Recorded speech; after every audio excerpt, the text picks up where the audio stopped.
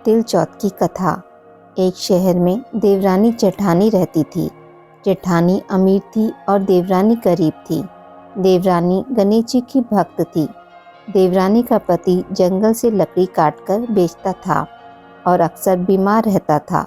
देवरानी जेठानी के घर का सारा काम करती और बदले में जेठानी बचा हुआ खाना और पुराने कपड़े आदि उसको दे देती थी। इसी से देवरानी का परिवार चल रहा था। माघ महीने में देवरानी ने तिल चौथ का व्रत किया। 5 आने का तिल व गुड़ लाकर तिलकुट बनाया। पूजा करके तिल चौथ की कथा सुनी और तिलकुट छीके में रख दिया और सोचा कि चांद उगने पर पहले तिलकुट और उसके बाद कुछ खाएगी। कथा सुनकर वह जेठानी के यहाँ चली गई। खाना बनाकर जेठानी के बच्चों से खाना खाने को कहा तो बच्चे बोले, माँ ने व्रत किया है और माँ भूखी है। जब माँ खाना खाएगी हम भी तभी खाएंगे। जेठ जी को खाना खाने को कहा तो जेठ जी बोले, मैं अकेला नहीं खाऊंगा। जब चांद निकलेगा तब सब खाएंगे, तभी मैं भी खाऊंगा। जेठानी ने उससे कहा कि आज तो किसी ने भी अभी तक खाना नहीं खाया, तो मैं कैसे दे दूँ? तुम सुबह सवेरे ही बचा हुआ खाना ले जाना। देवरानी के घर पर पति बच्चे सब आस लगाए बैठे थे कि आज तो त्योहार है, इसलिए कुछ पकवान आदि खाने को मिलेगा। परंतु जब बच्चों को पता चला कि आज तो रोटी भी नहीं मिलेगी तो बच्चे रोने लगे। उसके पति को भी बहुत गुस्सा आया और कहने लगा, सारा दिन काम करके भी 2 रोटी नहीं ला सकती तो काम क्यों करती हो? पति ने गुस्से में आकर पत्नी को कपड़े धोने के धोबने से मारा। धोबना हाथ से छूट गया तो पाटे से मारा। वह बेचारी गणेश जी को याद करती हुई रोती रोती पानी पीकर सो गई। उस दिन गणेश जी देवरानी के सपने में आए और कहने लगे, धोबने मारी, पाटे मारी, सो रही है या जाग रही है? वह बोली, कुछ सो रही हूँ, कुछ जाग रही हूँ। गणेश जी बोले, भूख लगी है, कुछ खाने को दे। देवरानी बोली, क्या दूँ? मेरे घर में तो अन्न का एक दाना भी नहीं है। जेठानी बचा कुचा खाना देती थी, आज वह भी नहीं मिला। पूजा का बचा हुआ तिलकुट छीके में पड़ा है, वही खा लो। तिलकुट खाने के बाद गणेश जी बोले, धोबने मारी, पाटे मारी, निमटाई लगी है, कहाँ निमटे? वह बोली, यह पड़ा घर, जहाँ इच्छा हो वहाँ निमट लो। फिर गणेश जी बच्चे की तरह बोले, अब कहाँ पहुँचूँ? नींद में मगन देवरानी को बहुत गुस्सा आया कि कब से तंग किए जा रहे हैं, सो बोली, मेरे सर पर पहुँचो। और कहाँ पहुँचोगे? सुबह जब देवरानी उठी तो यह देखकर हैरान रह गई कि पूरा घर हीरे मोती से जगमगा रहा है। सिर पर जहाँ विनायक जी पहुँचनी कर गए थे, वहाँ भी हीरे के टीके व बिंदी जगमगा रहे थे। उस दिन देवरानी जेठानी के यहाँ काम करने नहीं गई।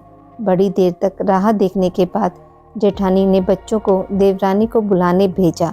जेठानी ने सोचा, कल खाना नहीं दिया इसलिए शायद देवरानी बुरा मान गई है। बच्चे बुलाने गए और बोले, चाची माँ ने बुलाया है, सारा काम पड़ा है।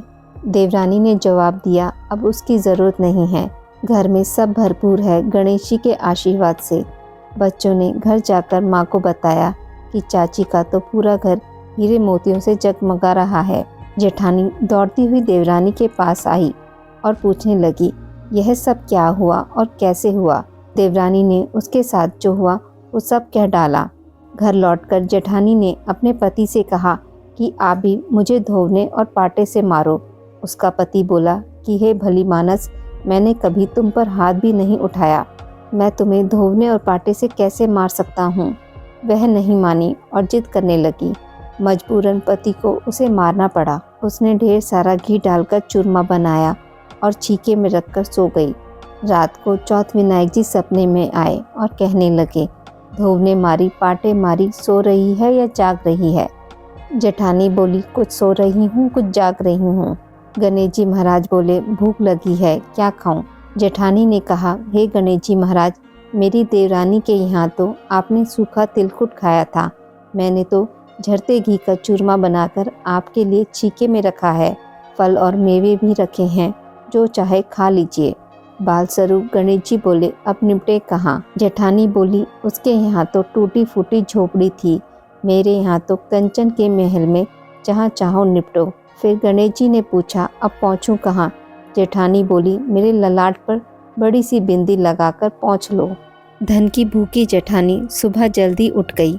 सोचा घर हीरे जवाहरात से भर चुका होगा, पर देखा तो पूरे घर में गंदगी फैली हुई थी। तेज बदबू आ रही थी। उसके सर पर भी बहुत सी गंदगी लगी हुई थी। उसने कहा, हे गणेश जी महाराज, यह आपने क्या किया? मुझसे रूठे और देवरानी पर टूटे। जेठानी ने घर की सफाई करने की बहुत कोशिश करी, परंतु गंदगी और फैलती गई। जेठानी के पति को मालूम चला तो वह भी बहुत गुस्सा हुआ और बोला, तेरे पास इतना सब कुछ था, फिर भी तेरा मन नहीं भरा। परेशान होकर चौथ के गणेश जी से मदद करने की विनती करने लगी। गणेश जी ने कहा, देवरानी से जलन के कारण तूने जो किया था यह उसी का फल है।